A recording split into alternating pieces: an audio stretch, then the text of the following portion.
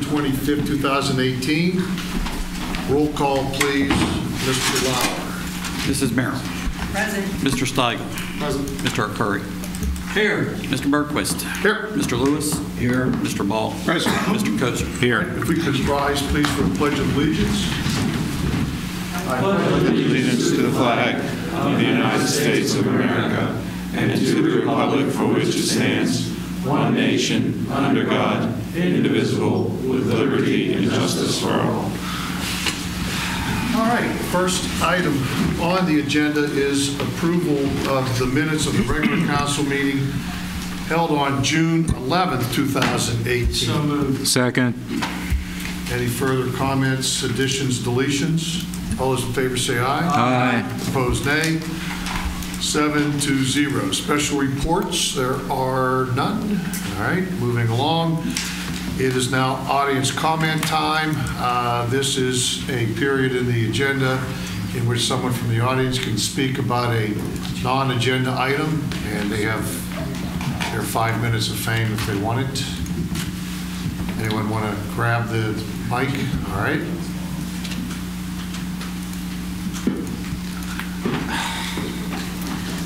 Good evening.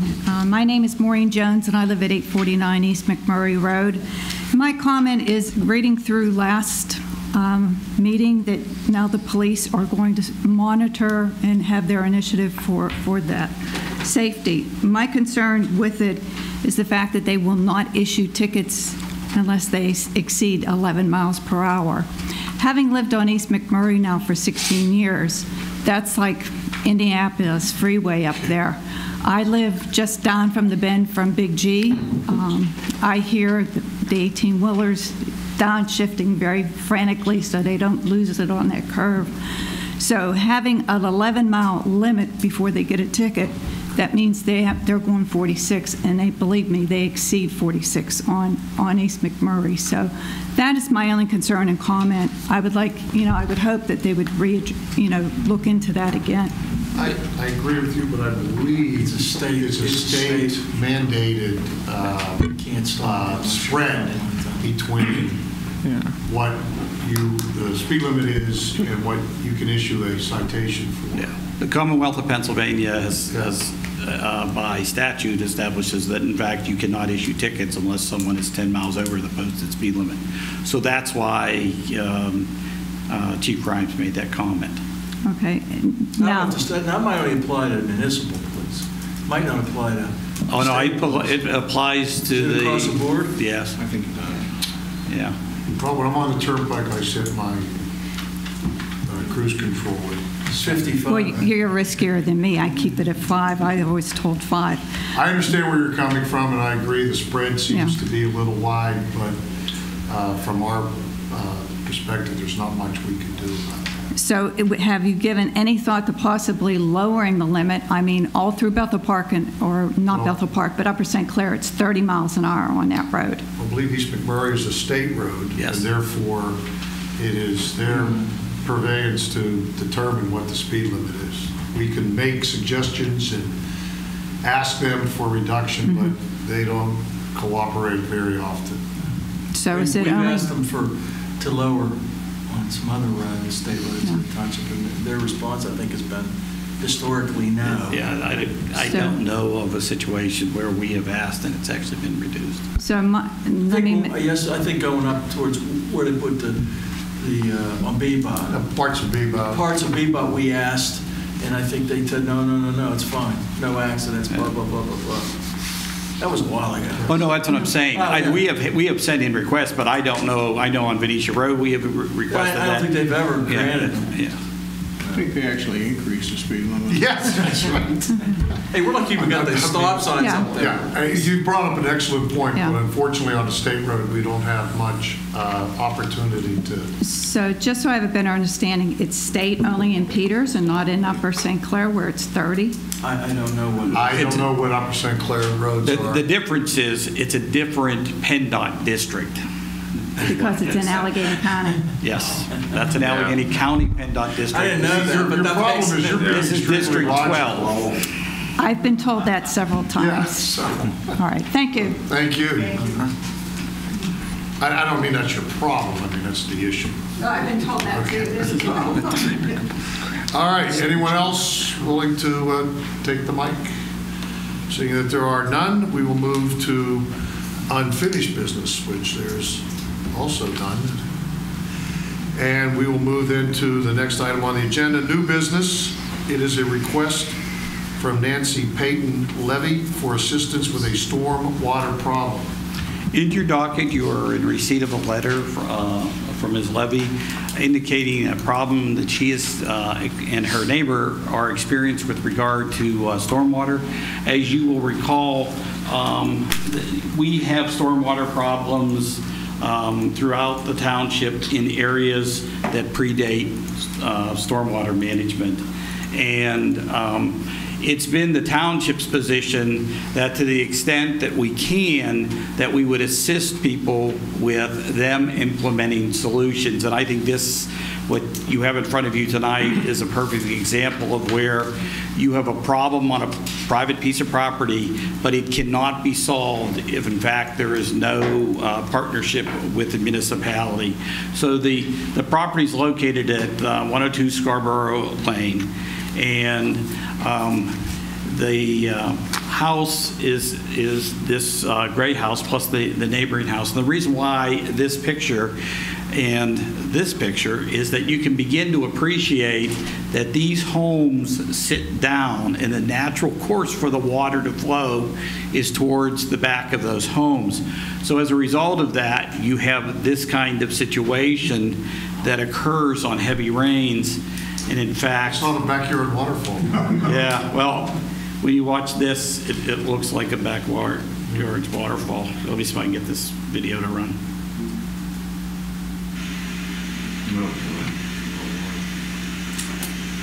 So, given the nature of what you're looking at here, it's private property that's being affected. The problem is, even if you were to create the swales to bring this out, there's no place to discharge the water to. So what is intended is to create a way to capture the water and take it towards the street before it gets to people's backyards. And to be able to accomplish that, you've got to be able to get the water into the storm sewers.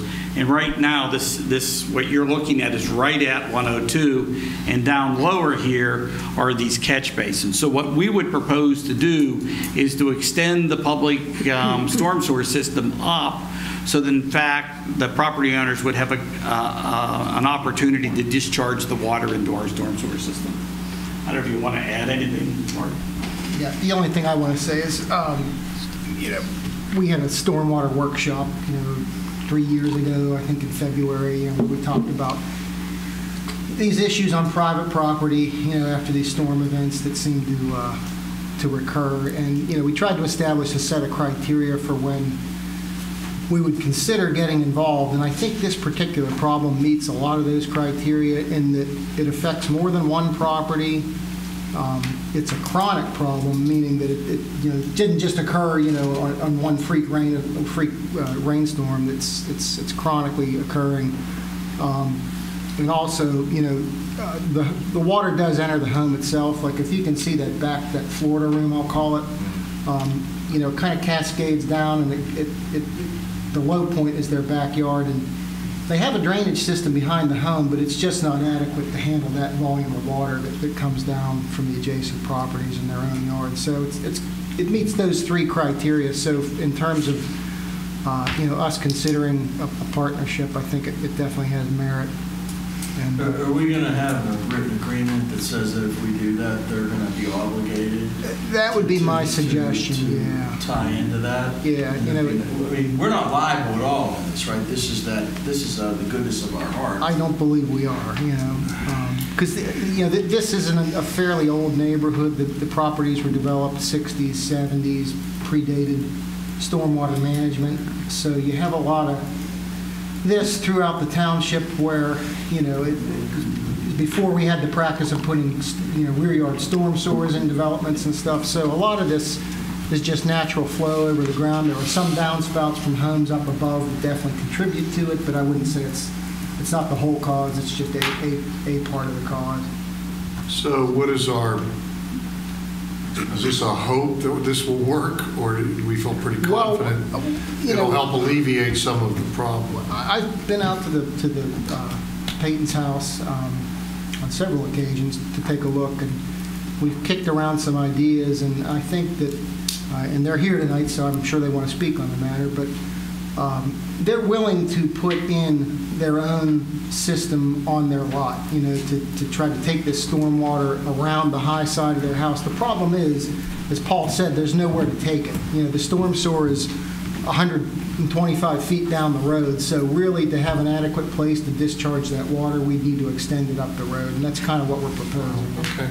Well, it seems like we have a consensus from the township administration that this is the best path to take. So do you want to speak, or do you want to?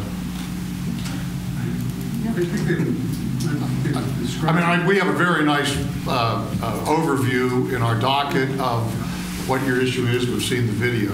I'm going to make a motion. Yeah, there you go. I'm going to make a motion that we enter into an agreement with the affected landowners whereby in exchange for the township extending the public storm sewer 125 feet or so, that at a cost not to exceed $15,000, that the landowners will assume the obligation to put it in a system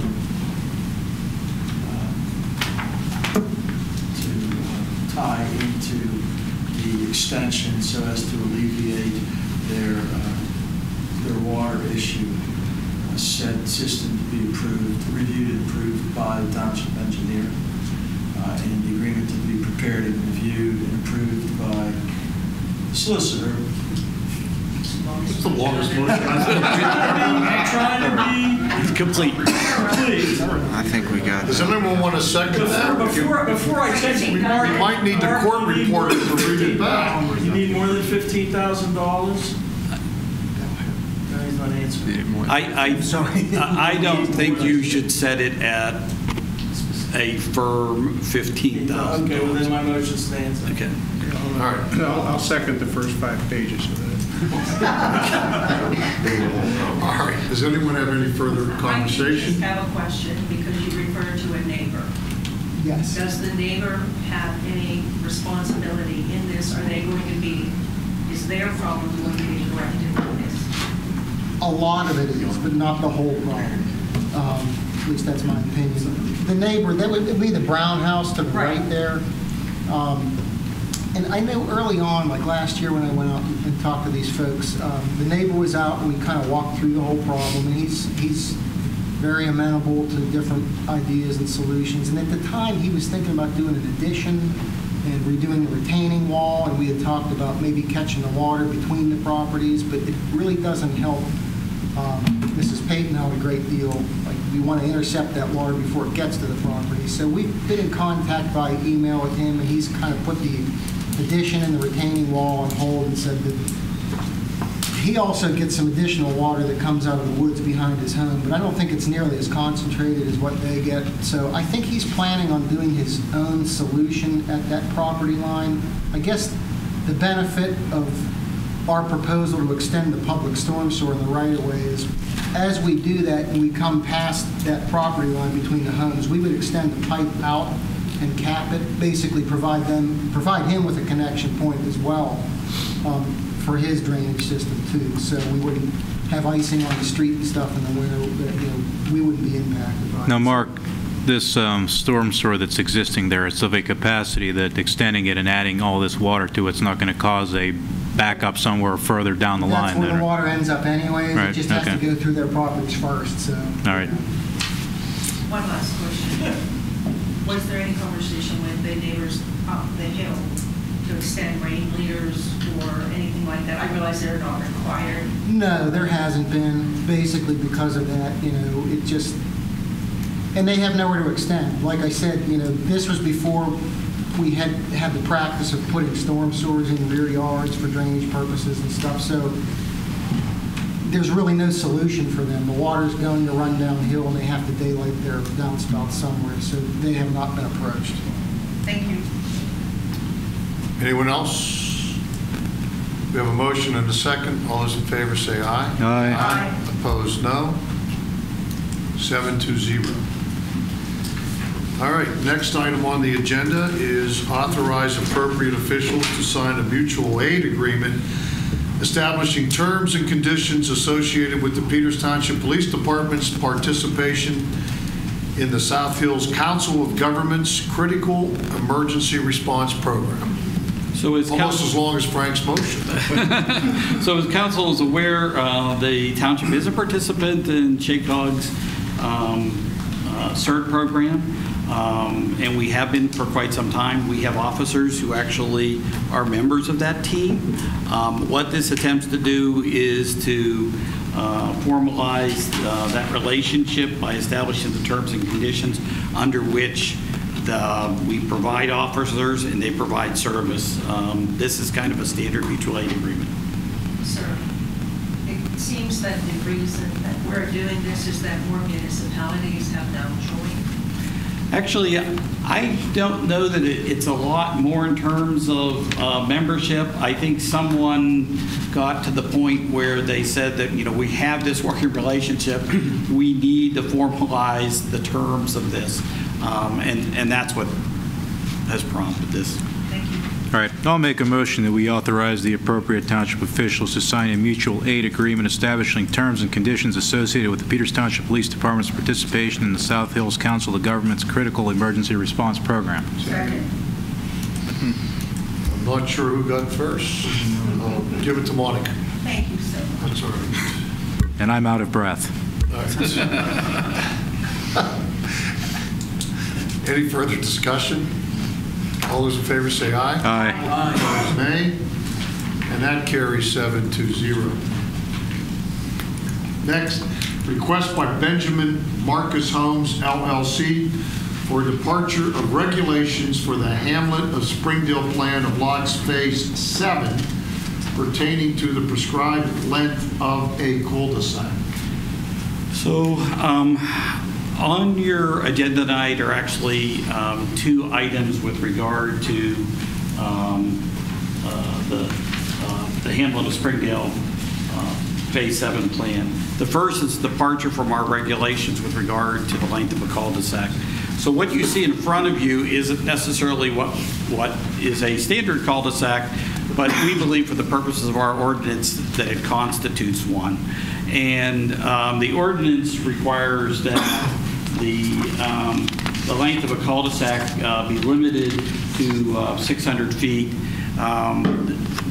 When we measure this, we believe that this would represent a cul-de-sac of 1,000 feet. Now, in this particular case, I think there's justification for wanting to do this. Your alternative to get back to a road is to grade in areas that that are steeper than 25%. So all that dark area that you see there is actually 25% or greater in slope. So it would not make sense to come down off of that hill with a roadway. I think it would create a problem for the township just in terms of maintaining it. In addition, it would involve a lot more grading. The other thing about this is this plan already has access out from different locations, and on that basis, we feel comfortable with recommending to council that a departure to the length of a cul-de-sac be granted. So I guess the first question is school buses will be able to run? School buses could go around that loop road. Our trucks and the garbage trucks could certainly go around that loop road, but that's no guarantee that the school district is actually going to run a bus to the back of that. I get that. But yeah. What about fire trucks? Fire truck can get around that. I mean, this is much more, from the township's perspective, this is a much more preferable solution where we can get it, in terms of it being looped back against itself than simply being a cul-de-sac. Well, what concerns me then is the middle area. Is there going to be grass, astroturf? It's going to be natural wooded area, open space maintained by the HOA. Yeah. No, that concerns me. One of the concerns I have is that it looks like he's building in a hole, and we just had a conversation about runoff.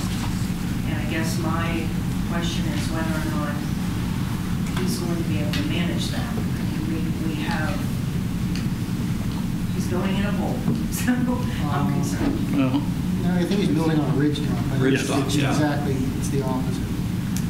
yeah, that white section is actually the high point of the Yeah, it's the property. high point, yeah. So All right, you are someone related to this endeavor? Yes. Good evening, Mike Wetzel from Victor Wetzel Associates, and I'm here representing Benjamin Marcus Homes. And really what we do is we have two items on the agenda. One is the modification. The next is really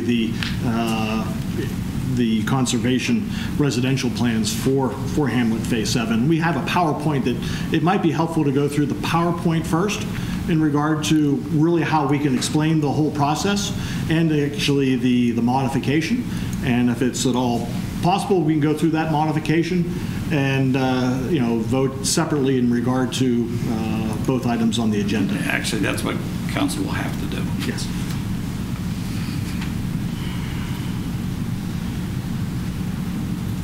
So as they're bringing up the one right there.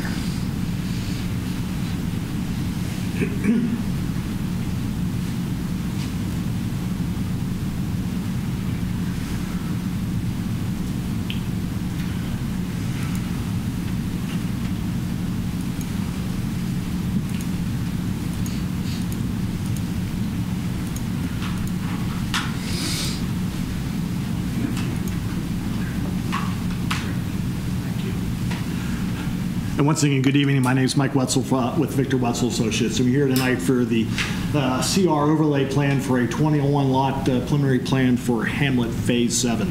Now, really, before we go over the proposed plan, first off, I want to talk about the existing site and a lot of the natural features associated with the site within the plan. First off, Hamlet Phase 7 is a combination of 3 parcels totaling about 15 acres in size. And it's located here in blue right along and through this section. And it is located in the CR overlay district. So we have Bower Hill Road and through here, Sienna Trail along and through here. And we have then the existing hamlet in the series of phases 1 through 6. Now in regard to the site, once again, we take a look at the aerial. Springdale Road located along and through here. The hamlet, actually, it's a road coming through here. This is phase 1. Phase 2, Phase 3, and its connection over to Bower Hill Road and through here, Phase 4, Phase 5, and then the one Phase 6 that was approved last year with the round connection in through here. And once again, our site is located right along through this section, a combination of 3 parcels, and Sienna Trail located right along that side of the property. As we look a little bit more in detail associated with the site, what we have is once again access to Buckingham Drive, located right through this section, existing detention facility located here, and through this aerial, it's a combination of existing trees. These are more deciduous trees, evergreen trees along and through here. Existing home where it does have its access off of Sienna Trail, which will be raised in the development, and then also more kind of open fields located along through this section and back to trees through that portion. Is there going to be access to the Sienna Trail? No, there won't be, and we'll go through that as part of the presentation and why there isn't access to Sienna Trail. So as you look at the site, overall, you have frontage on Sienna Trail, you have frontage on Buckingham Drive, and what happens is the dark lines are a 10-foot contour interval where this is the high point of the site. So high point then comes down to this part of the property line where we do have a drainage ways and a series of wetlands in the existing sanitary sewer. Also flows down towards Sienna Trail, and then also flows down to the existing drainage way located along and through here between the site and Bower Hill Road overall. Now in regard to the site, what we have is a proposed 21-lot subdivision plan. So we'll have a new road that will be coming off of Buckingham Drive, come along with an overall loop road associated with this. So you can see we are on this particular side, we're having the single-family homes along through this section, an open space access through here. It continues all the way around. Within the center area, we have open space associated with it, where we'll have a pavilion located within this section of the plan. this area is actually relatively flat in regard to its overall grading. The site in itself, the orange color is the actual lots. The green color is open space. Within this plan, we have a total of 7.9 acres of open space. When you take out stormwater detention, we're at 7.5 acres, or 50% of the overall site. Under the CR zoning requirements, the minimum amount is only 25%. So we're really, once again, in excess of open space associated with the plan. When we look at the grading plan, the site rises along all the way in through here, and then once again you can see then the loop area and the lawn area that will take place through this section. So it's relatively flat in regard to its grades associated with the overall loop section. And what we have in this plan is actually the utility plan. So what we have along through, there's stormwater that's being picked up within the road system itself. We have backyards stormwater that's happening along the back of these units through here, as well as a stormwater section that locates all the way down through here to the expanded stormwater management facility located here at the entrance. Now what's happening is this used to be the existing lot 301, which is being removed as an access through here, and the additional land area will be a revised lot line for lot 302, which will actually give them more side room. Mark Hoskins has had constant contact with that individual lot owner, and it actually is very excited to have the additional right-of-way or land area for his lot 302. So you can see along through our grading, we have a fill slope located along and through here. The slopes along and through here are not being disturbed in regard to its design, and once again also protecting some of the slopes in this back area or the green space associated with the overall site. Now, as what the beginning of the presentation was, is that we are looking at the modification to section 385-37 I-1, which is cul-de-sac length. The cul-de-sac street shall not exceed 600 feet. And what we do is we have a 1,000-foot cul-de-sac proposed with an oversized circle. Proposed plans show an oversized loop road space within the design of the street. A secondary access of Sienna Trail to the south is not possible, really due to a 74% elevation change between the lot at 706 to Sienna Trail. If we would build a road, the connection along through there, that would be at 22% road grade. Once again, your maximum road grades are 12% associated with that. So when we look at that, to provide an access down along and through here, that's where access coming down to Sienna Trail, that's that 74-foot elevation change. Not feasible to be able to bring a road connection down to Sienna Trail. And as you recall, we do have from Buckingham, we have this additional access that leads down along and through here all the way down to Bower Hill Road associated with the overall plan. So then when we look at the site, once again, we'll have existing trees that are going to remain along through this section. We'll be adding some buffer trees along through here where we had the existing house located through this section. Existing trees located within this area, as well as then providing the necessary street trees within the center open space area. Once again, relatively flat in regard to its use with the where we have a pavilion, and we'll also be adding our CBU mail station location within this site, and then adding buffer plantings associated with the back lot lines to the existing homes that are located on Buckingham Drive associated with the overall site. Once again, under the CR zoning, you have the category for the CR zoning. The minimum lot size, there is none, where minimum lot size is 8,700. Minimum lot width is 50 feet. We're at 65.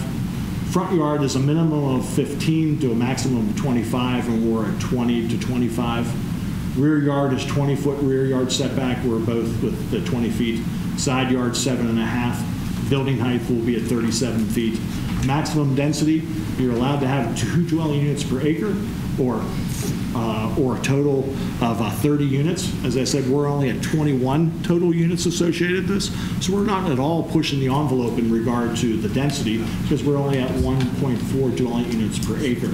And once again, with the minimum of open space, the requirement is 25, and we're at 50%. And we also then provide the buffer along the Collector Street location within the plan. So once again, when you take a look at the, I'll say, hamlet development along here, we have an access point off of Springdale, another access point off of Bower Hill. We'll be tying in off of Buckingham associated with this area, and it really doesn't become feasible to have the Sienna Trail location at that location. Really, once again, kind of completing the development for Hamlet 7. So once again, in regard to the plan, we're seeking the modification request to allow a 1,000-foot cul-de-sac where 600 is required, and then the conditional use for the CR zoning for Hamlet Phase 7 for 21 lots located off of Buckingham Drive. My first comment is it's great to have the additional open space, but let's face it, it's not, it's not being altruistic here. I mean, the land, you couldn't do anything else with it anyhow. We could look at actually adding additional units or grading more, but that's part of the idea of the CR zoning is to provide, right, we'll say, flexibility within their zoning. And it provides this, sort of like with the Phase 6 area, it provides a mixture of housing types within the hamlet. I think the conservation aspect of it was to maintain an open space that's usable for recreation and other purposes and whatnot. Right, but one of the criteria is to address steep slopes, and to the extent that the grading doesn't in all places extend into those steep slopes, it does that. There are sections when you look at their grading plan that they're reaching out into the open space, but to the extent that you can preserve those steep slopes, there's a value to the community. Related to the steep slopes, the hole that he's building in that's upside down, when the water flows down towards Sienna Trail, is there going to be some sort of capture, or is there a storm drain right now that you're looking at the issues of the water running off into Sienna Trail? Well, we'll be having once again, the one slide show, we're going to be picking up all of our storm water from the impervious side of the house along the back of the lots all the way along and through this section, as well as a swale that takes place in through here to collect all of that water, which directs it into the stormwater management along and through this portion. So we supplied the required stormwater management plan, been reviewed by the township engineer in regard to the overall stormwater. Now, if we look at, once again, the idea, if you go to the particular standards of the low density development is 50-foot right-of-ways, larger lots. What we're doing then is actually pushing that grading slope further down the site, as opposed to really kind of protecting a lot of the slopes. The truth is the property is difficult to develop, and you come up with a solution. Correct. Based on the idea that you can use the conservation zoning. So, the extension, the loop road in and of itself is a creative solution to yes, that problem. Mm-hmm. I have concerns about the lot size. You're stating you can do a 3,400 square foot home. So 65-foot lot. Well, so there is a ratio of building. There is a lot coverage. There is a lot coverage. So you'll be watching that. Yes, correct. Meeting those requirements. And you'll remind them that the frontage, the setback is the setback, and if they want a porch, they get it now. Yes, Because not allowed to extend. going forward are going to be difficult to approve. Correct. Lot coverage is 30% with structure. So the people really won't have much of a yard in any, the front or the back. Well, within the backyard area, what we have is a 80-foot, we'll call grading pad associated with that area. So you do end up having backyard space, where really that's where a lot of people would rather be in regard to their space versus the front yard. And it's really the advantage of reducing the 50-foot front yard setback and have room in the back. Well, the premise of the conservation district is that you in fact do the opposite. You engage people by going out the front door because they're closer to the road and they can walk around. If I'm not mistaken, that was one of the, because you're putting sidewalks on those Correct. sides. Sidewalks associated with the plan, as well as the sidewalks within the rest of the hamlet. Okay. Thank you. Thank you. I move we grant the modification for 1,000 feet. I'll second. Any further discussion? All those in favor say aye. Aye. Opposed, nay. Nay. I abstain. Wow, that would be 5-1-1. Thank you. All right. Thank you. Thank you. Next item on the agenda is preliminary plan approval for Hamlet of Springdale Plan of Lots. Phase 7 is shown on drawing prepared by Victor Wetzel Associates dated April 9th, 2018 for Benjamin Marcus Homes LLC. At the Planning Commission's June 14th meeting, they recommended approval of this preliminary plan, subject to 12 conditions. It's the staff's recommendation that council approve the preliminary plan subject to those same conditions. Do you have anything to add? What is the status of the engineering? The preliminary plan has been reviewed and approved by Gateway Engineers.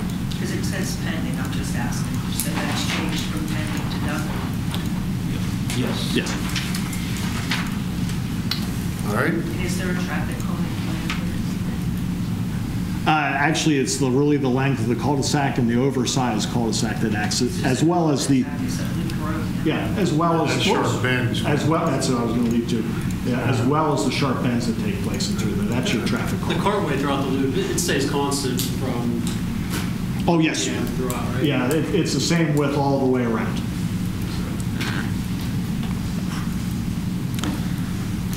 All right, I'll make a motion that we approve the preliminary plan for Hamlet of Springdale Plan of Lots Phase 7, subject to the 12 conditions set forth in the planning memo dated April 9th. June 15th. June 15th. Oh. Second. All right, any further discussion? I have to say that I think your solution to the loop road is creative, but I don't particularly think the plans are going to be it, so I'll be voting no. All right, any further discussion? All those in favor say aye. Aye. Opposed, nay. Nay. I abstain. So that's 5-1-1? Or recuse myself, whatever it is. Yeah, whatever. All right, thank you. Thank you very much. Next item is approval of the Waters of Peters subdivision as shown on drawing prepared by PVE Engineering dated June 13, 2018 for the Waters Senior Living Management. Mr. Chairman, as my firm represents the applicant, I'll be abstaining from items E and F on the agenda this evening. Got a lot of that going on. We're going to be able to put up any of the images that are in our document.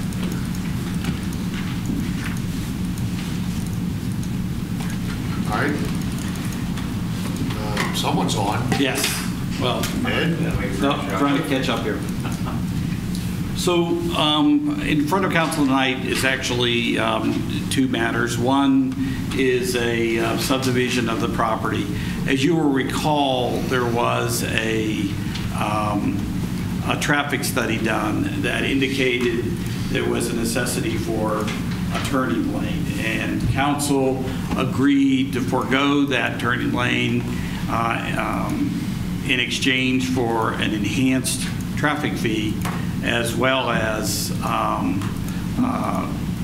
a dedication of a portion of right-of-way that would allow for that to be constructed at a future date.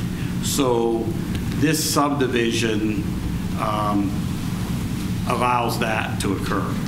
And what it is a small sliver of property on Valley Brook Road as you approach Prior Lane. And council needs to take action on this tonight. The second item that's on the agenda is the approval of the site plan. And I know the developer wants to make a presentation with regard to that, and we can bring that up. But before we do that, I do want to bring to your attention an item that was discovered after the initial review by the Planning Commission that has to do with township standards regarding parking spaces. After the initial approval by the Planning Commission, it was discovered that the parking spaces in the enclosed area that will be used only by the tenants of the building do not comport to our 10-foot wide, 20-foot long parking spaces. They are, in fact, 9 feet wide. The reality is that these spaces will only be used by the tenants. These are not public spaces to be used by others. So anyone using that space will be aware of that when they sign a lease for their property.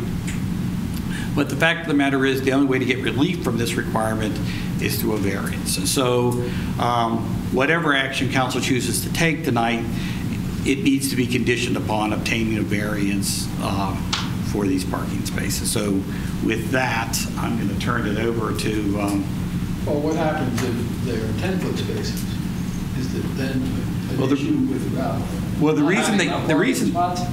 no, it isn't that. The reason they can't be 10-foot spaces is that if you look closely, and it's hard to see in this drawing, but there's little squares there. These are pillars that are holding up the floor above, and they're spaced in such a way that you can't fit 3 10-foot spaces between those pillars. You could only fit 3 9-foot spaces between those pillars. So, as a practical matter, there's not an easy solution to be able to meet the township's parking regulation, and our parking regulation is somewhat unique. How long have we had that 10 by 20? Oh, the 10 by 20 foot space has been standard for as long as I've been here. As long as we were in the comprehensive planning process? Yes, it did not change. What is the column bay spacing between the columns that you're telling me? Is it 27 feet? So the column itself is how? It's got to be at least a dimension of another foot. I would believe so. Yeah, I would have to think. So some of those are only going to be, am I correct, 8'6" wide? Based on the final design of the column, potentially, yes. We would have to discuss final design with the architect. The architect is currently working on those plans, so assumably, yes, that would potentially be the size. The people who will be living here are senior citizens? Correct. Paul Maynard with... Pulling into narrower spaces. Paul Maynard with Water Senior Living. Thank you very much for having us this evening. We have striped these stalls at 9 by 18, which is consistent with the way we have striped our stalls in all of our other communities. We've never run into a situation like this before. The surface stalls have been striped for the benefit of the public at 10 by 20, so we don't have any issue for guest parking outside of the building. Inside, we're at 9 by 18. We have looked at trying to accommodate the code requirements of either 10 by 20 or 9 by 18 with angled spaces up to a certain degree that would be permitted by code. And in neither situation does it work. For a variety of reasons, the angled spacing creates a very awkward turning movement for somebody to drive in, and then to try to back out going against the grain is problematic, number one. Number two, to accommodate the 10 by 20 requirement would have us expand the footprint of the building, which we then end up crossing over the setback lines, and we also then make the building make it bigger. So we've never had an issue with the parking from a practical standpoint at 9 by 18. 9 by 18 is actually a very generous dimension. Many shopping centers are striped at 8 or 8.5 by 18, so we've never had an issue with it. And to your question, the parkers in this building would be a combination of our residents living in the independent living side as well as employee parking. Are there going to be handicap spaces under there? And how big are they going to be? So we have 4 handicap stalls that are located in the below-grade garage. We would have those also striped at 9 by 18, but they also have the individual the accessibility buffer zone, if you will, between them as well to create additional movement. You can see this here. Aside from the pillars, if you restripe to the 10 by 20, which is our standard, how many would you lose? Approximately 30.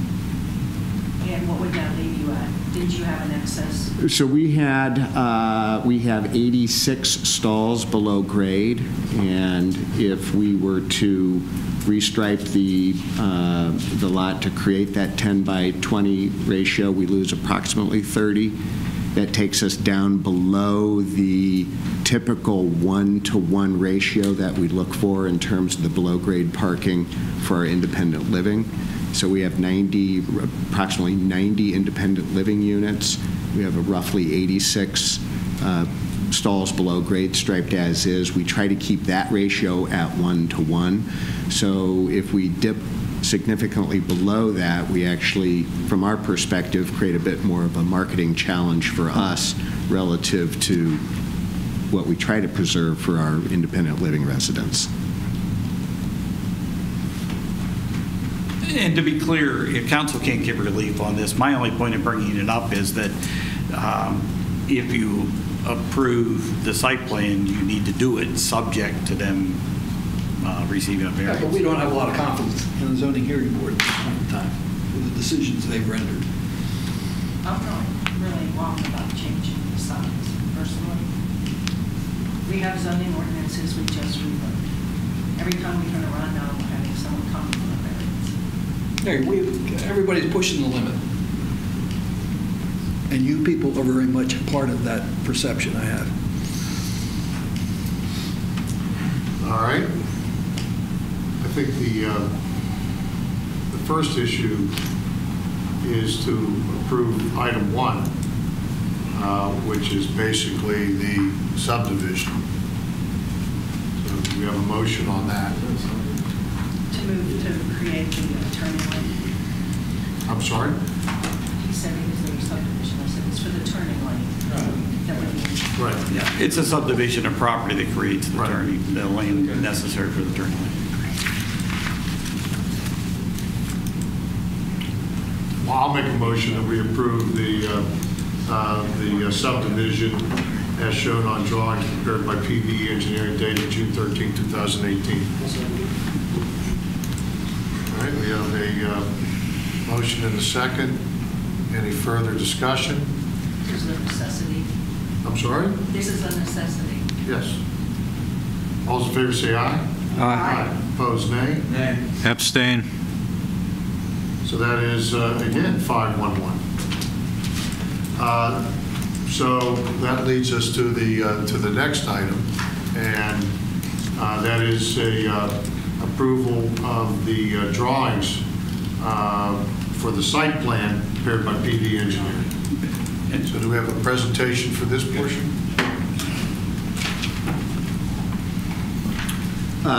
Again, thank you for taking the time to review our application for the project. As we stated here at the outset, our goal is to seek your approval for this project subject to the variance that we will be required to pursue. From our perspective, your approval is important to us. For us, time is of the essence. We are hoping to get ourselves in the ground yet this fall and to be able to go into a zoning hearing board meeting with your approval would allow us to continue on with that path. So we would appreciate that consideration. I have Grant Shiring from PVE Engineers to help us walk through a presentation of how we are in compliance with the code, and we are here to answer questions as may arise as a result of that. So with that, I'm going to turn it over to Grant. Good evening, everybody. Grant Shiring with PVE. In the past, we've been before council. We've kind of told the story of what we're trying to achieve on this site. So tonight, what I want to do is just run through the details of the plans that were submitted, and then open it up for any specific questions, noting that we have the variance item that we'll probably further discuss.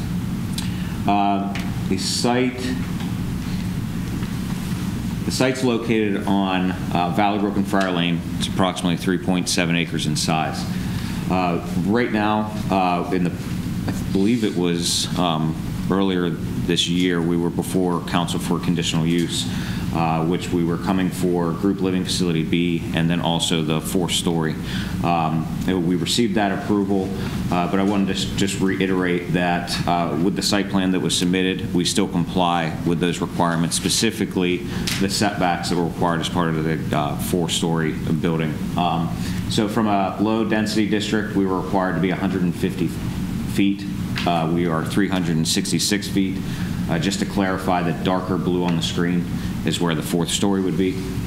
From an MD overlay district, which is St. Benedict's, we were required to be 75 feet. We are at 83. From Valley Brook, we were required to be 50. We are at 58. And then from Friar Lane, we were required to be 50 as well, and we are at 118. In addition to that setback, the 4-story has to be set back 20 feet from the 3rd-story facade when along a right-of-way. So both on Friar Lane and Valley Brook, that setback applies. For Valley Brook, we're at 34.5 feet from the 3rd floor facade, and then from Friar Lane, we are 66 feet from that 3rd-story facade. This is just the area right-of-way that was previously discussed, where it's highlighted in relation to the site plan. Then the overall site plan, the property is accessed via Friar Lane. As you come in off of Friar Lane, there is parking on the right. There is a drop-off area to our primary entrance. And as you continue through the site, that goes down to access to the underground garage. At the underground garage location, there will be a dumpster pad. How this functions right now is that any trash within the that's disposed of within the building is collected in that underground parking garage, and then during trash days, that is wheeled out to this pad. So those dumpsters will only be out there during trash collection. We have also extended the driveway in this location to accommodate the garbage trucks as well as the fire truck. We received the dimensional requirements from the fire company and actually ran auto turn to make sure that the radiuses work there for the truck to turn around. So the fire company does have access to the building on 4 sides. They have reviewed it. I have not seen an official letter, but I do not believe that there are any issues with access to the building that they would have. With landscaping, sticking to this area here, because of the access to the garage and the dumpster that will be located here, we do have landscaping that would screen that from Valley Brook Road. There is also landscaping throughout the parking area. There is new trees that will be located along Friar Lane. In past meetings, it was discussed that the evergreen trees that are located there are in poor condition, so we will take those down and replant along Friar Lane. Also, there's a 15-foot buffer along St. Benedict's that we will plant. There is a courtyard space, which I'll discuss here in more detail, but that would also include a substantial amount of landscaping. Along St. Benedict's property, there is a 6-foot wall. Part of one of the conditions is that be segmented decorative wall, which we are okay with.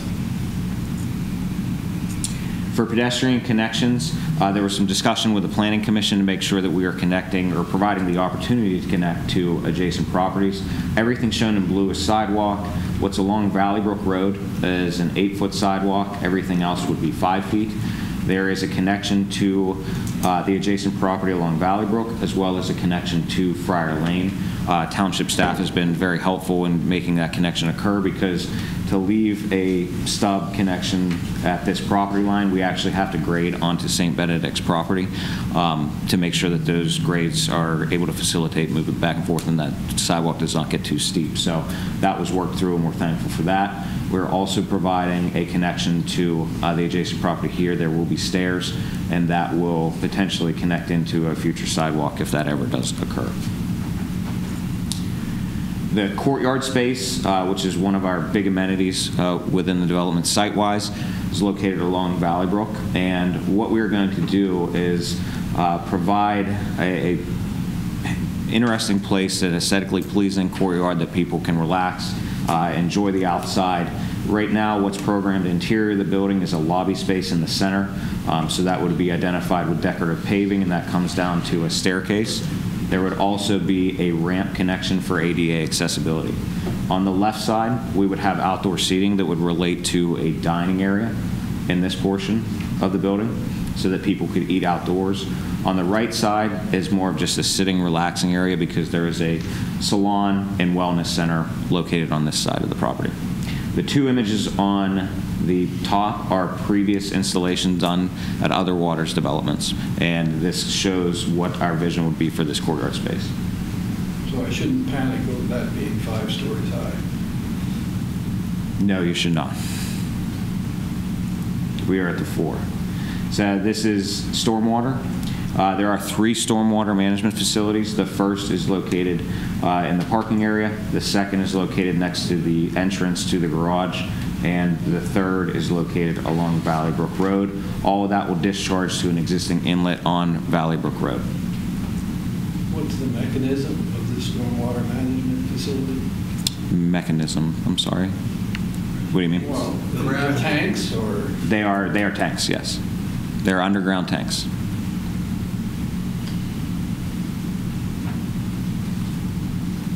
For sanitary sewer, we will connect to, there's an existing line that runs along Valley Brook Road. We will connect to an existing manhole located here.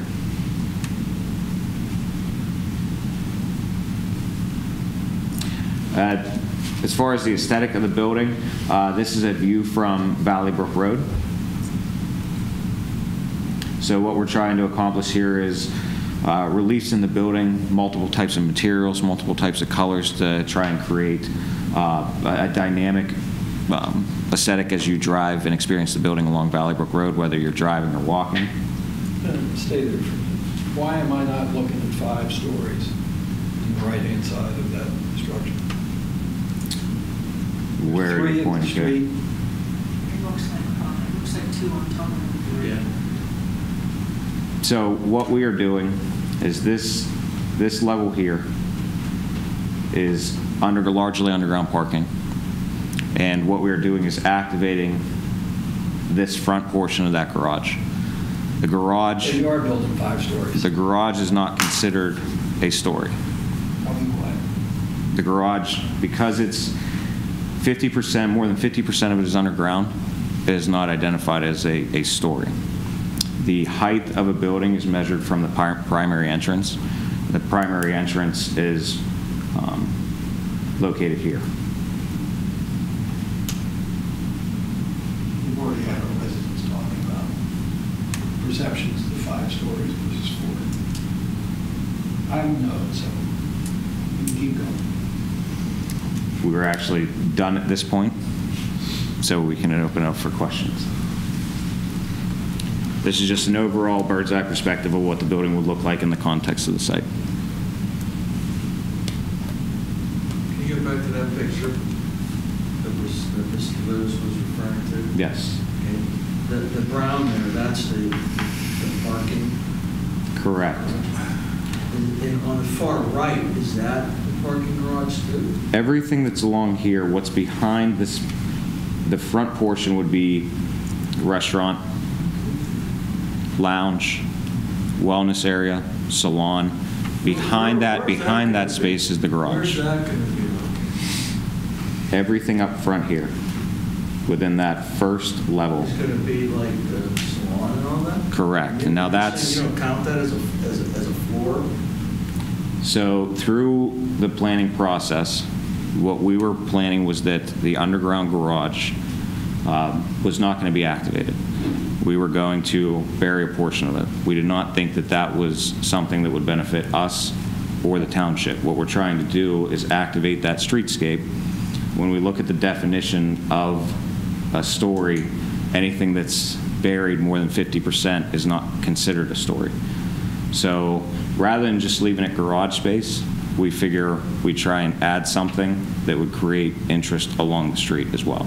If we took out those, I'll call it amenities interior to the building, and it was all garage space, then it would still not be considered a story. If you activated the garage space, could you make the 10 by 20s? Sorry? If I understood what you just said, these areas are adjacent to your garage. Correct. So if you eliminated something, could you get to the 10 by 20? If there was additional space within that garage, No, because we would still have the support columns in those locations. We have, the architect right now is working, when we came through this first, the architect was putting together conceptual plans. As they begin to develop it, they found that they needed this particular column spacing structurally to make the building work. So that's how the parking spaces came into be that size stall. I'm not sure I really understand your answer. Do those columns affect, I can see how they could affect the width, right? Because aren't they on the outside, like where the drive? Correct. How do they affect the length? So why couldn't it be 9 by 20? Are we still going 9 by 20 or is the question 9 by 18? 9 by 18. It's 9 by 18. Okay. Right. I mean, how do those columns affect the depth? They don't. I don't know if I could answer that. Yeah, of course. I'm really disappointed. I think, there was a lot of objection relative to the idea of it going to 4 stories. This council approved it going to 4 stories. And I look at this, and I think the public would laugh at us for calling this a 4-story building from Valley Brook Road. One of the difficulties in what the code has now as well is that this is a sloped site. From front to back, there's a high point, and it goes to a low point. So unless we were to fill along Valley Brook and bury that, it would be disconnected from the street. What we're trying to do is make sure we cut away that grade, which exposes that garage, basement, whatever you want to call it, first level. It exposes that. So what we're trying to do is create something, expose that so that along that streetscape we have something that's desirable as far as activity in that space. And you're trying to meet the intent of the town center zoning district. That's what we're trying to do here. Are your stores going to be open to the public? No. No stores, but no, they will not. So, I appreciate the townscape concept. I know that we've talked about town center, but that's not really an amenity for the general public. I don't know if I would agree. It's still just not a plain building facade. You're activating the front of that building with these types of uses. And the intent is to have the people who reside in this building to be able to interact with the community, to walk the sidewalk, to go to Heisler's and that. I think the real question, and it's really a question for Ed, and I think I know the answer, what's proposed here meets the definition of the ordinance in terms of building height. Correct. And the fire department has reviewed it. They're okay. Everything's okay. The building will be sprinkled. It meets. Someone just needs to make a motion so we can vote on this. And we're beating this to death. I mean, everybody has a position on this. Let's just I'll make a motion that we approve whatever it is subject to variance. I'm voting no because I voted no all along. I don't like the 4 stories. Well, I think, but we can't let personal opinion interrupt the fact that this absolutely is within our ordinance. So the fact you don't like it doesn't mean that it's not personal. I was just never in favor of 4 stories. All right, so is there a motion on the table? Yeah, I made a motion. Okay. Somebody said I'll second it. Okay. Do we have any further comments? I have a quick comment for council. We've also talked, because if they would have gone to get a variance beforehand, that question would already be answered, right? And you would not be contemplating what you're going to do. If you're going to vote it down because it doesn't currently comply, because that's before you, you might want to consider the option of tabling it if they would ask for an extension of time. That's the only other segue into this thing. The 3 things you can table, vote it up, vote it down. As it sits here tonight, we all know it's not compliant with parking, right? Because, and quite honestly, this is a little bit odd because we caught it after Planning Commission. So planning didn't catch it, so they probably would have already gone to the zoning hearing board before they came to you. But if you vote it down, then that really negates their route to the zoning hearing board. Because the plan would fail. We still need a motion. You do. I just throw that make other a option out contention there. on that, because if it goes through, then that's a requirement. And then at that point, if it was based off the variance, then we would be requesting the tabling. All right. Anyone in the audience want to make a comment? Mark? Yeah, I have to sit. You have to come up. Oh, do I have to come up? Look at my cards. Sorry about that. It's okay. I apologize to support the building and support myself. No, my name is Mark Portland. I live in the township as well as I own the building right next to. Just give your address, Mark. 154 Springdale Road, Venetia, PA. I support the building for a bunch of different reasons, namely just tax income. You know, it would take 60 houses, I calculated, to make up for the income that this is going to provide to the township, as well as they're using private money to improve public. You know, they're going to add that turn lane on Friar Lane. My biggest problem is, frankly, when I vote for something, it's based on fact, not my opinion. So if you disagree with this, Mr. Arcuri in particular, or anybody else, please just tell me why, based on fact. I'm not going through that again. I've already said why. Well, every meeting I've listened to, and I listened to all of them because I can't attend them, it's been, I haven't liked this since the beginning, and there's no fact attached to it. Okay, so I would appreciate why you don't want it. I don't have to answer you, okay? Well, you're an elected official, you do. No, I don't. You're supposed to provide I'm supposed facts. to do what I think is best for the residents in Not my your community. opinion, though. You're supposed to go by the ordinances.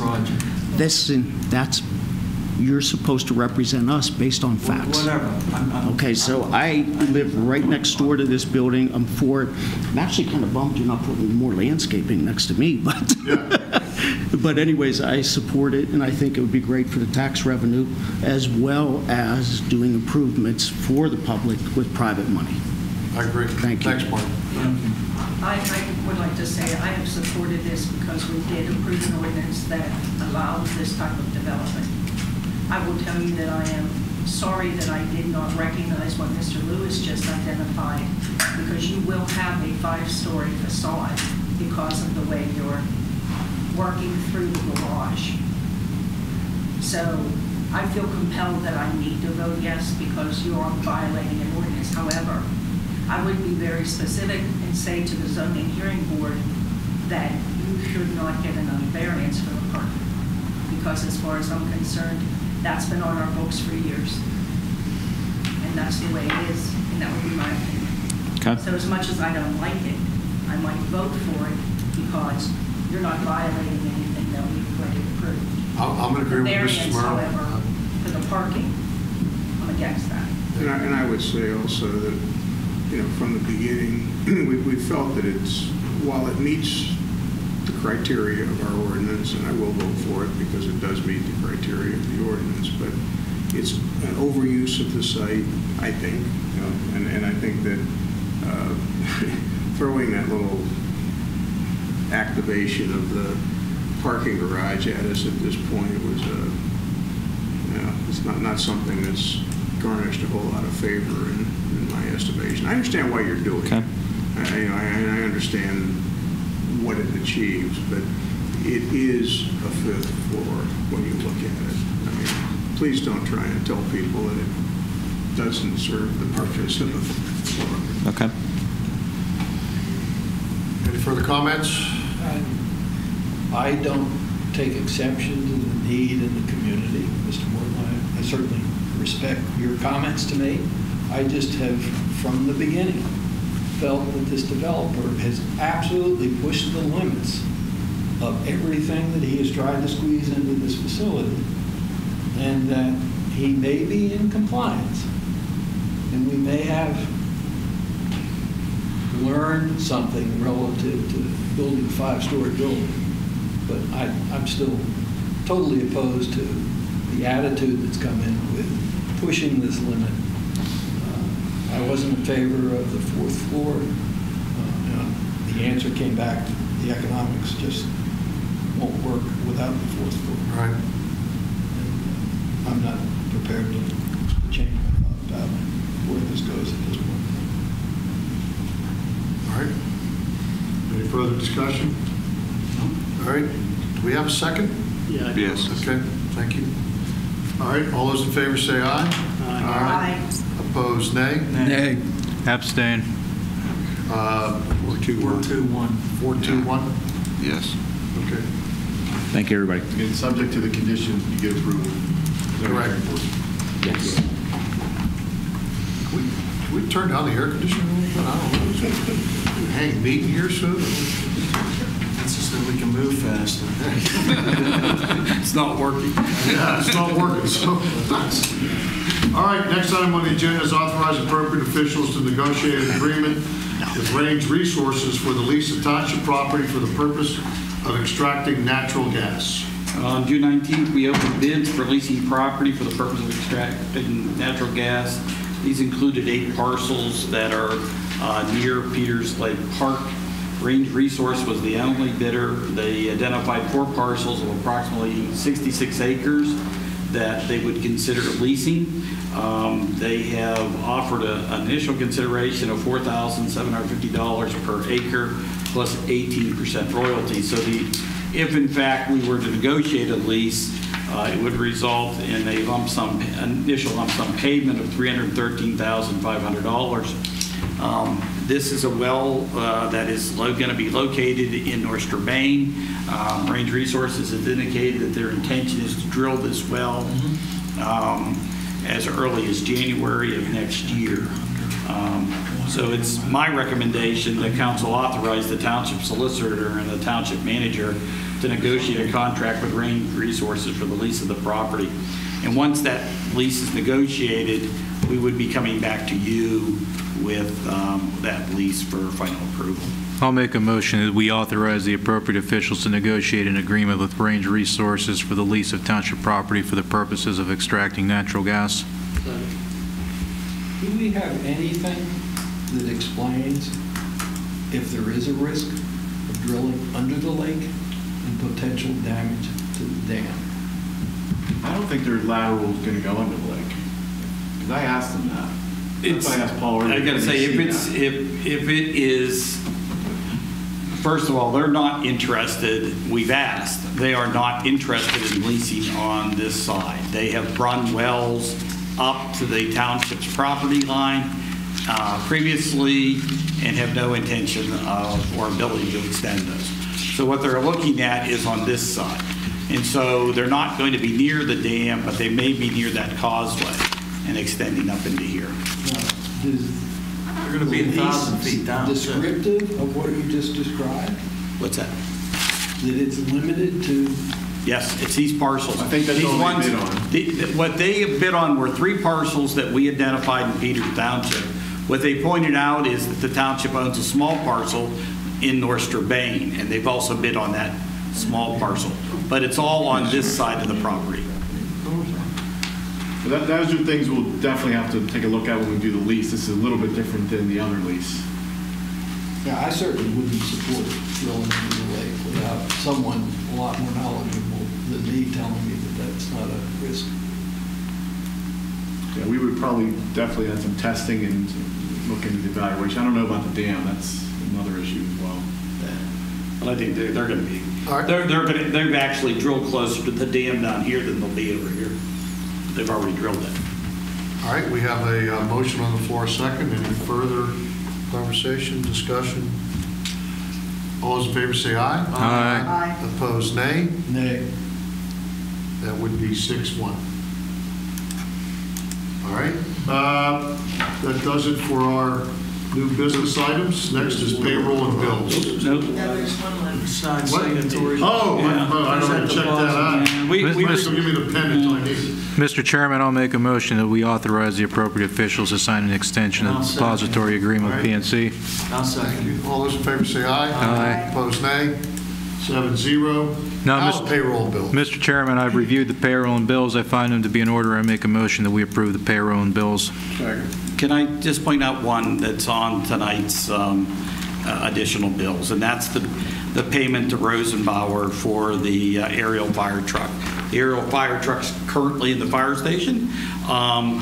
The payment of $345,000 takes into account $34,000 that have been levied in liquidated damages. So I'm sure we're going to be having a discussion with Rosenbauer with regard to that amount, but the intention is that tomorrow the check be issued to them in exchange for the title of the truck. All right. You also explained, excuse me, before we proceed, the $58,000 for the fire station. This is the first payment to the contractor, Freedom Enterprises, who's doing the renovation to the fire station. Okay. All those in favor say aye. Aye. Aye. Opposed, nay. 7-0. All right. Under correspondence, anything you want to discuss there? Just very quickly, you have a letter from Jose Speckluzel and Wood that in essence tells you that your audit is clean and there are no findings. In a similar fashion, you have a letter from the Department of Labor and Industry who audits our building department to ensure that we are properly implementing the American with Disabilities Act, and their review has shown that we are in compliance. Okay. That takes us over to reports. Anybody want to highlight anything on reports? I have a question for Mr. Zoo on the planning report. I saw a few permits for cell sites, and I might be wrong, but I don't remember seeing that. Could you explain those? They're Cell sites. Yeah, where did she say this? Under the planning department permits, the list of permits. I'm sorry, I don't have it. And I don't have it in front of me, but it was to repair or replace an antenna at one of the towers on Route 19 at Tom Robinson's. But there were two of them. There was one for Mr. Welsh and one for Mr. Robinson.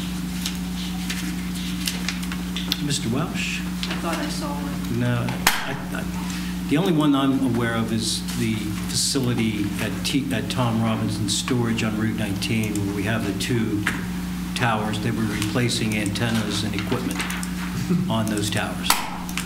And I think in June here, we've had a similar permit for the one on Sugar Cane. Page 195. Wadwell Group, Portland Drive, Southside Commercial. Oh, that's at Trax. That's the tower at Trax. They were replacing an antenna. I don't know why it says Welsh, because It says Wadwell Group. I'm sorry. Okay. the Wadwell Group does not own that Okay. parcel. All right. Okay. All right. Thank you for that. Anything else? I would just like to point out, one of the things I included in your docket in the reports are a series of flyers that have been issued by the Parks and Rec Department and the library. And only to point out that one of the things council did challenge the Park and Rec Department was to program the amphitheater, and there's a series of summer concerts that are listed. In addition to that, there are the Friday night outdoor movies that are being offered. Recently, there was a tennis fun day that was very well attended. I think Mr. Steigel was at that event.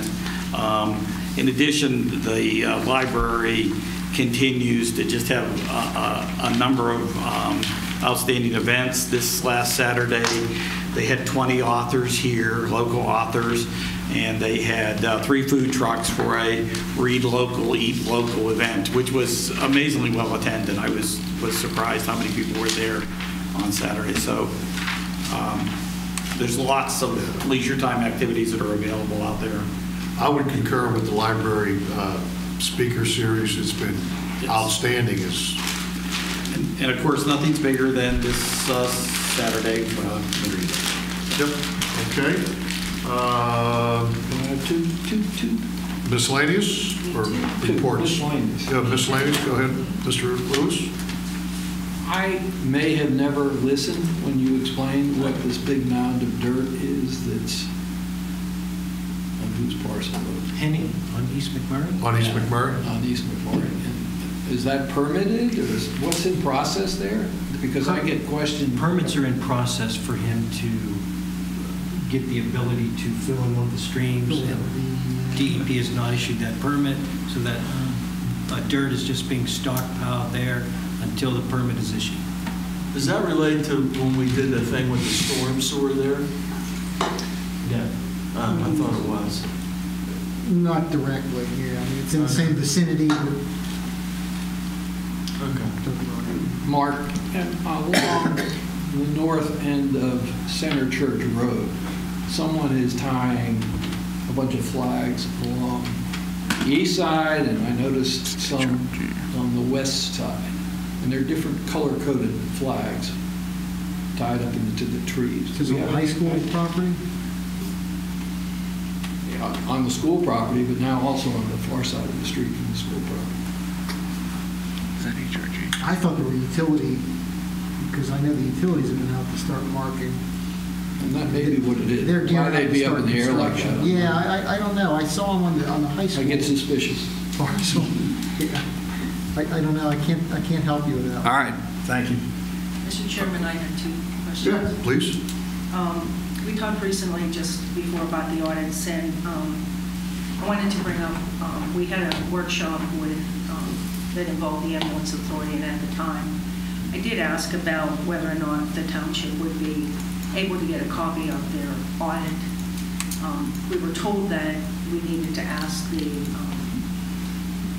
BFW, the name escapes me, the quartermaster. Mr. MacArthur. And my intention is to write him a letter and make that request. Okay. But related to that, just as an expanded comment, we deal with a lot of other nonprofit associations, sports associations, etc. What sort of financial, how do we assure that they're financially solid and that in fact they're able to participate and take care of our residents the way they need? Do you ever ask for audits from those people? For the most part, those associations are small volunteer groups that are not audited, but they do produce financial statements. And each year they are required by the Parks and Recreation Department to provide a financial statement. Now, different organizations close their books at different times based upon their seasons. We have not in the past provided those to council. If you're interested in those, there's no problem providing you a copy. Well, my concern is that we have someone who's looking at that. I would not disagree that some of those associations are small, but when it comes to certain others who are able to help us pay for lights and fields, there's a lot of money that's being held. And we also have heard from time to time that Park and Rec has difficulty because the principles change. Yes. So I have, I'm starting to get a little concerned because our residents are the ones who are paying into these groups. Yes. And I think that if they're using our property, the residents' property in the township and our facilities, we should be sure that they're able to manage what they're doing. Well, let us do this. Let us, in addition to those being provided to the Park and Rec Director, let us obtain a copy here, and we will have Ryan review those when they come in. I'd appreciate that.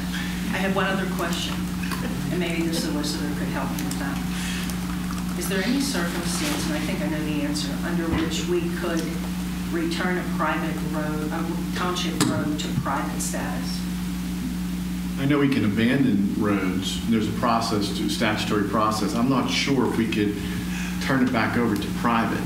No, I said that backwards. Oh. When we've taken responsibility for a road and taken it from private to public, can we abandon it? Can we reverse the process? Typically, no. I mean, normally you have case law where the citizens sue because we didn't take it, but we've maintained it. And it's, once you own it, you own it.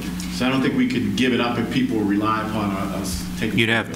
You'd have to get everyone affected by it to consent to it. Okay, the reason I'm asking is simply because we've already paid almost $750,000 to fix Pig Valley. I recognize that they've been doing a lot of construction down there. There's been a lot of heavy equipment going back in and out. And now I saw something in the minutes or the docket or one of the reports that they're now looking to potentially log their property. The lower part of that road, closer to the Valley Brook Country Club, is now beginning to erode. And I would really like the township not to spend another $750,000 to fix a road that serves only one owner. Is that road a bonded road or no? Well, Is there a weight limit on that road? there's no weight, there's a posted limit on that road. The company that intends to come in and log will make them bond the road.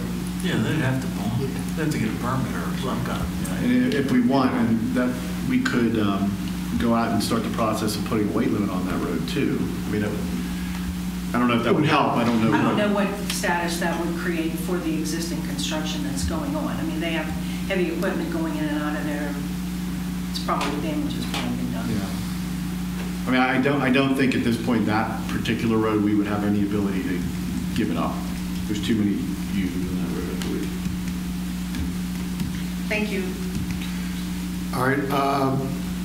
I observed a motorcycle on Route 19 pulling over, I guess, speeders. That would be our motorcycle. Is that ours? Yes. It didn't look like the ones that And we... if you come to Community Day, you could stand up close to that motorcycle. I got to tell you, it works very well, and it has some really cool lights on the back. Oh, Yeah. You know, the amazing thing is, all kidding aside, that motorcycle and all of the features on it were donated to the township. Right, I It's remember really that. kind of a I remarkable remember thing. It just looked like a lot smaller. It is a small It's not bike. real big. It's Yeah. not a real big one. You know, not much bigger than my old motorcycle. No, bigger. I think it is. And I think Community Faster Day, than that, too. We're not expecting to see the new aerial truck at Community Day. The new aerial truck will be at Community Day, is my understanding. And one other thing, you know, it seems like every meeting we bring up St. Petersburg, but we have asked numerous amounts of time to have that building secured. And it's not. And we've mentioned this before. If he's not going to secure the building, do we have any right or jurisdiction to go in there and properly make sure no one can enter, which is basically an abandoned building? And charge him. I mean, the one side of it, Write him, did we? the one side on the left side has easy access. I think someone observed not that long ago that there were kids in there. It's easy to get in that building. And I don't understand why we've asked to have it secured and it's not. Pieces of plywood aren't going to get it done. We didn't cite him, we just wrote him on that.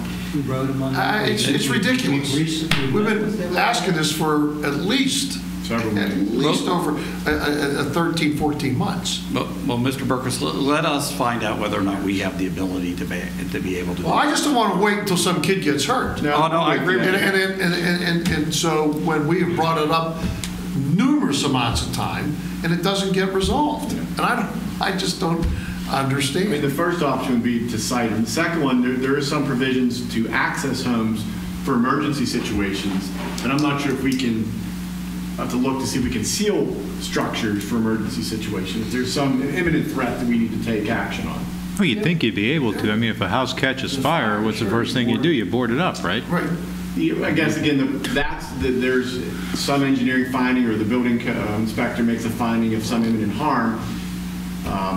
They may qualify, and very well may. So we're going to talk to Bill on that. Maybe I'm wrong, but it just seems like a dangerous situation to me. You really get to the core issue as to why it's still there. Yeah, well, I think I saw there, did he file some sort of plan or something? yeah, it's on the planning commission docket. Well, it's not in shape enough to get to the planning commission, and we're trying to get him to get it in shape, and I don't know that we'll ever be at a point where a planning commission can approve a plan. That's another part of it. So then how do we proceed in having that building Well, torn down? what we need to do at the recommendation of the solicitor is allow him the opportunity to go through the process. It's a drag-through process. Oh, no, Mr. Berkowitz, the only person who has less patience with this than you is me, but in having had this discussion with John, I agree that the time is not right yet to be able to successfully have that building torn down, because ultimately, I think we're going to have to get an order from the court to be able to do that. I don't think we're quite at the position yet that a judge. So what's it going to be? Another month? Another 6 months? Another 14 months? I don't I think what we should do, and I haven't followed the process because it's planning, is take a look where they are at. Let's set a deadline that they have to, get it by here, or we're moving forward. We've written a letter like that in the past, and they've kind of moved it along. But if we're at that point where you don't think they're going to meet it, let's just say he has to have everything in by whatever meeting date you guys select. Well, every time we ask them to do something, it ends up being half. Yeah. All right. It's incredulous. Yeah. Incredulous that we can do Not what I was property thinking. maintenance ordinances for Biblical. grass and sheds and things like that. Whereas this is the beginning of the township, and it's a blighted building. It puts a very negative perception. Our board did what they did last year. We would be in court already. Well, and please ask them to, let's not give that to construction appeals. My last item is we've had the garden clubs in Peters Township create wonderful landscaping, flowers, look beautiful, and they have asked that the yahoos that cut the grass don't blow the clippings into their manicured, beautiful flower beds. And today, I watched at the end of Center Church Road, total disregard to those flower beds, spraying grass 10 feet. All right, and if you look at those beds now, they're totally, almost covered with grass clippings. And the one here on Thomas Road, the exact same thing. We went through a process, I thought last year, where we got rid of the one guys that were cutting grass because they always cut it late when it was really high. They cut it and then just leave the grass clippings laying on the ground, and it looks terrible. And that's exactly what they did again today. And also, so if we can't get that, I will cut it and tell them to stop it. At least the one here. I'm not going to go cut up. And also, when the guys... It's an embarrassment that these people spend all their time and effort to create a really nice flower garden, and we spray grass clippings in it. It's just, I don't get it. And also, when they cut grass in the park and there's kids playing there, have them like turn the lawnmowers the other direction. I heard from a couple of parents who complained they've taken their kids there to play at the playgrounds up there, and the guys come by with the lawnmowers and they're mowing such that the clippings are blowing in at the children. Do we tell them we want them? Right, exactly. More regularly? Oh, where you've run into a problem this year, and it sounds like an excuse, but it's the reality is the amount of rain. Yeah, you know what? It doesn't matter. I know, Jim. I know, but I'm just telling you. So now, when it turns into August and we don't have any rain, and they don't have to cut it once a month, they'll cut it once a month when it's high. So no, I don't. The frequency. I went to, you look at Upper St. Clair's municipal building, and it's just, the difference is, that's all I'm gonna say. and there is a difference, and the difference is that Public Works Department is substantially larger, and they use their own forces to do that work. We don't do that. We don't do that. All right, well, that's on my soapbox. Anyone else have anything else? All right, being none, this meeting is adjourned.